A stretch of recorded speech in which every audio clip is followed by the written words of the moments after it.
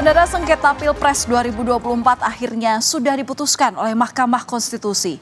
Hari ini, usai menggelar rapat musyawarah hakim, Mahkamah Konstitusi memutuskan untuk menolak seluruh permohonan perselisihan hasil pemilu atau PHPU yang diajukan oleh Anies Muhaimin dan juga Ganjar Mahfud.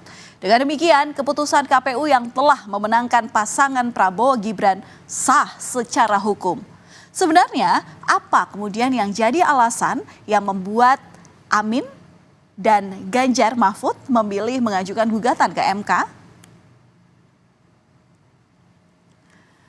Dua perkara yang diputuskan Mahkamah Konstitusi hari ini usai pasangan Anies Muhaimin dan Ganjar Mahfud tak puas dengan hasil penghitungan suara oleh KPU pada 20 Maret lalu. Saat itu, Ketua KPU memutuskan bahwa Prabowo Gibran sebagai pemenang Pilpres 2024 dengan perolehan suara 58,6%. Kemudian disusul Anies Muhaimin dengan perolehan 24,9% dan Ganjar Mahfud dengan perolehan suara 16,5%. Tak terima dengan hasil ini, kubu Anies dan juga kubu Ganjar membentuk tim hukum dan mengumpulkan seluruh alat bukti untuk membatalkan penetapan KPU. Harus jurdil, harus luber, dan tentu saja kita berharap mimpi demokrasi yang kita inginkan pasca reformasi itu betul-betul bisa berjalan. Anti KKN, betul-betul asas-asas demokrasinya diberikan.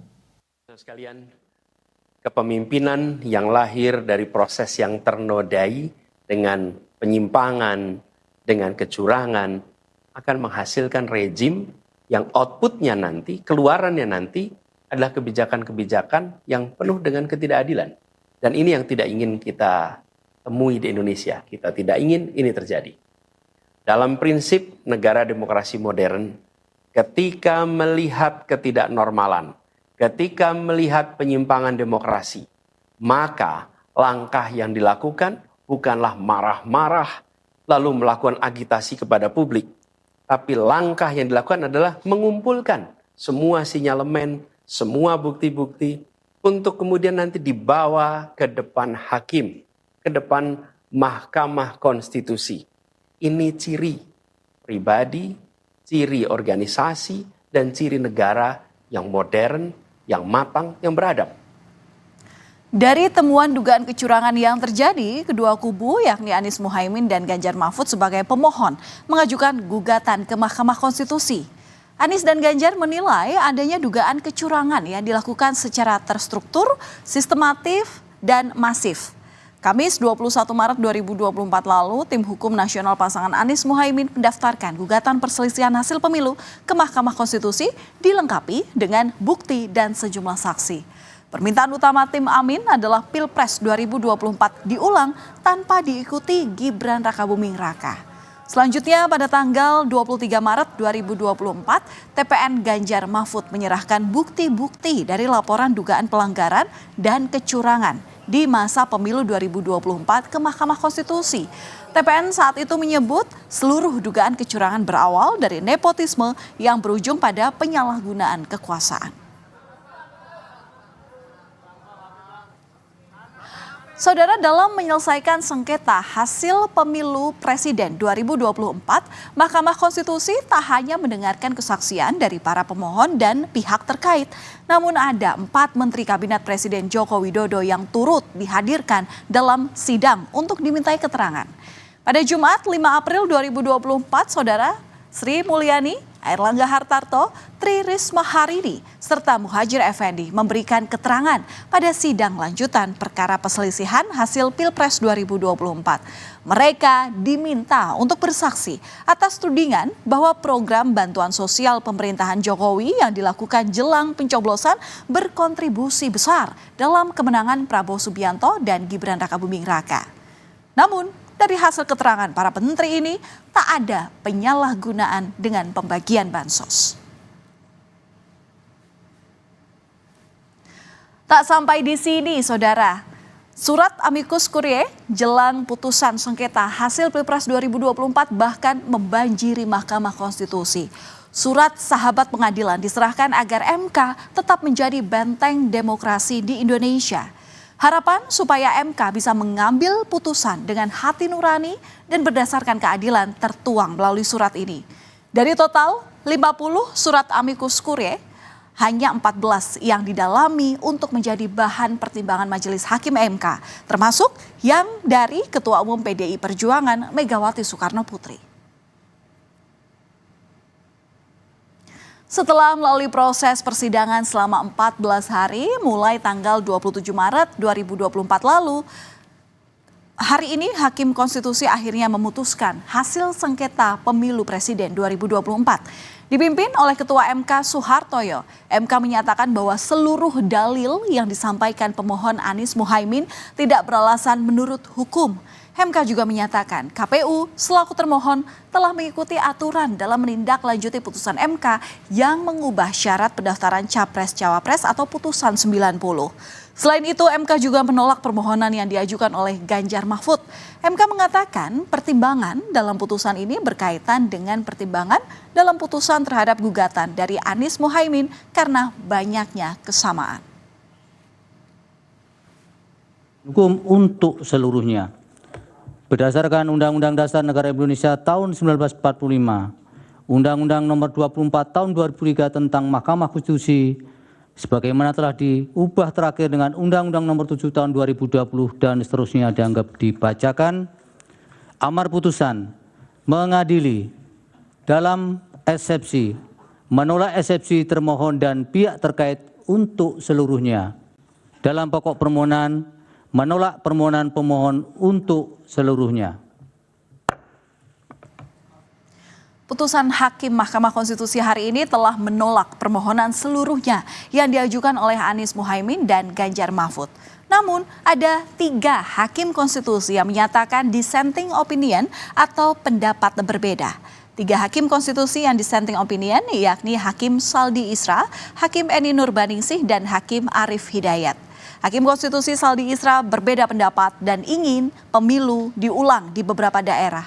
Pasalnya, pemilu dianggap tak jujur dan adil serta ada politisasi bansos.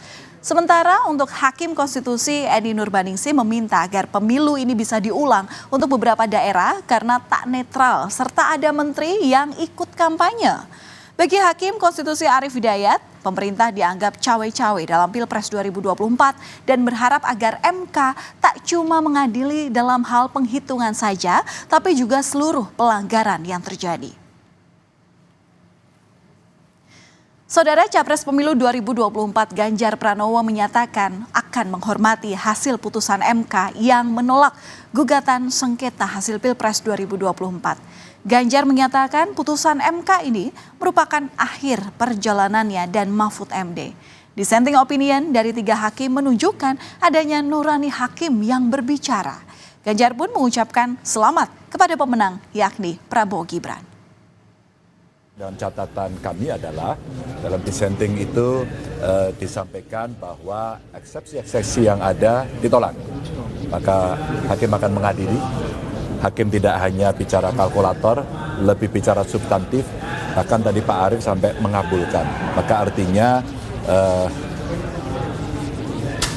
nurani hakim punya ruang sendiri untuk bisa mengekspresikan dalam bentuk putusan.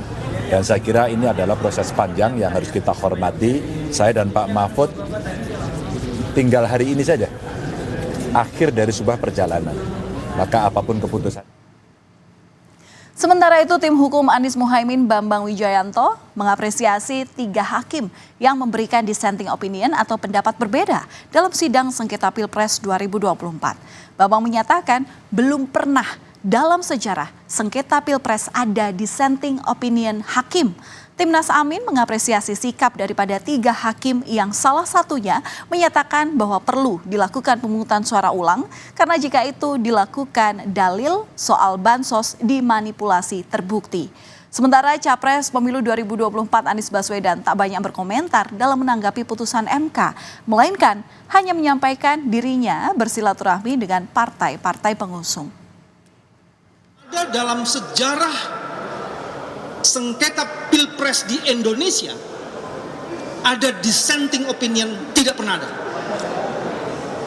2004, 2009, 2014 Never. Jadi hari ini ada 3 hakim konstitusi yang membuat dissenting opinion, maka hakim konstitusi ini sedang menulis peradaban demokrasi di Indonesia ini. Dia sedang menulis sejarah demokrasi di Indonesia ini. Sehingga kepadanya harus diapresiasi. Salam takzim dari kami. Mahkamah Konstitusi marwahnya dijaga melalui proses dissenting opinion. Dissenting opinion itu menyatakan perlu dengan MK tadi sudah menyampaikan putusannya, maka sore ini saya bersilaturahmi dengan partai pengusung, mampir ke Pak Surya Paloh, Ketua Umum Partai Nasdem, habis ini saya ke PKB, dan besok rencananya ke PKS. Jadi menyampaikan kepada partai-partai pengusung atas amanat yang kemarin diembankan. Amanatnya sudah dijalankan, prosesnya sudah sampai di ujung, jadi kemudian silaturahmi menyampaikan bahwa tugas sudah dijalankan.